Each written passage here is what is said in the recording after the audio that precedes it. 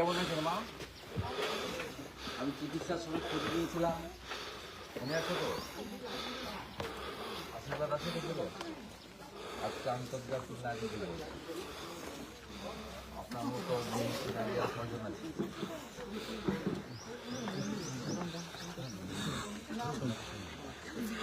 বাড়িতে আরে ওনাকে সম্ভব না।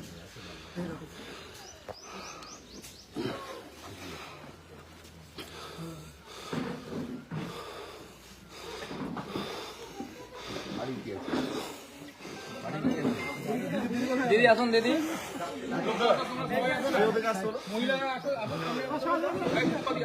একটু একটু টান দিকে যাবো।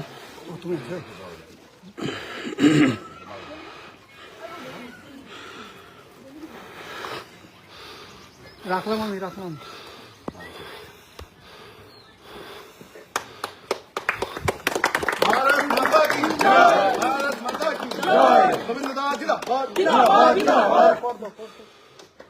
বাড়িতে দিয়ে দাও, দিয়ে যাবো এগুলো ছবি তোলার জন্য বাড়িতে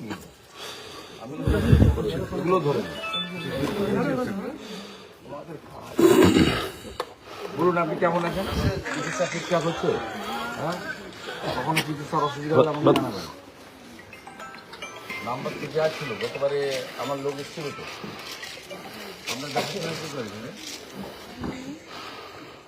কোথায় নিয়ে করি মোবাইলটা নিয়ে আসতে বলুন, আমার নাম্বারটা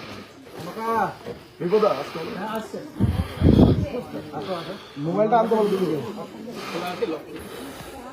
দাদা একটু বসতে হতো।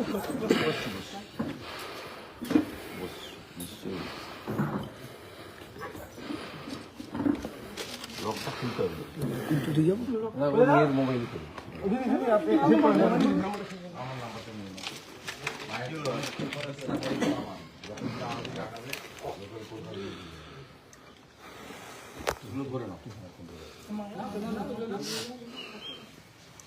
হোয়াটসঅ্যাপে করবে বলে নর্মাল ফোন করবে চলুন।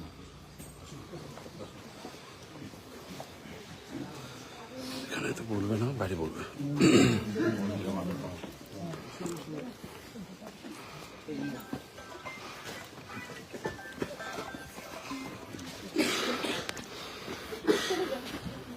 ঠিক আছে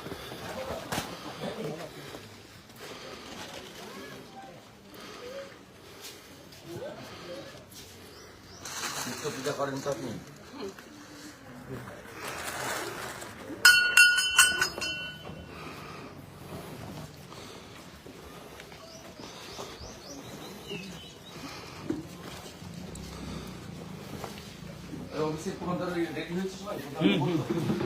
এই যে কদুবাড়ি মোড়ের রাস্তা নিয়ে চলে আসলো,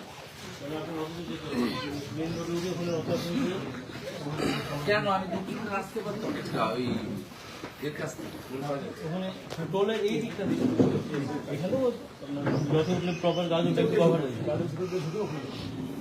রেডি হয়ে গেছে। হ্যাঁ না কদুবাড়ি চলে আসছে, আপনি এখান থেকে ওখানে যেতে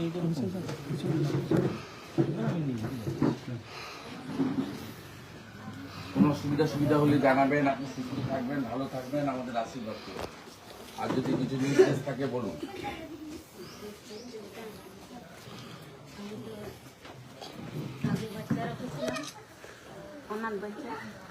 এখন আর রাখতে পারছি না।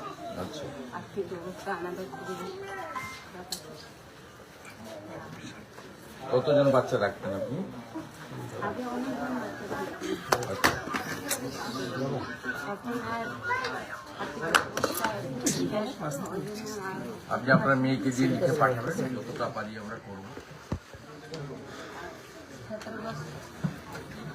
বলতে পারছে না, বলছি আমাদের একটা ছাত্রাবাসের মায়ের একটু আবেদন আছে, ছোট ব্যবস্থা করবে না। দেখো, সরকার তো আমাদের নয়, সমস্যা হচ্ছে তো সরকারের কাছ থেকে কিছু পাবে না। ওরা উদ্যোগ নিলে ব্যক্তিগতভাবে নিশ্চয়ই যতটা পারি, যত ক্যাপাসিটির মধ্যে আছে করে। এখানকার সরকার তো আদিবাসী বিরোধী।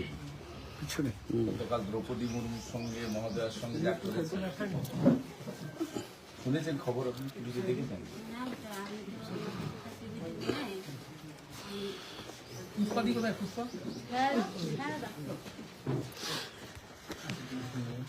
আমাকে পাঠাতে জানিয়ে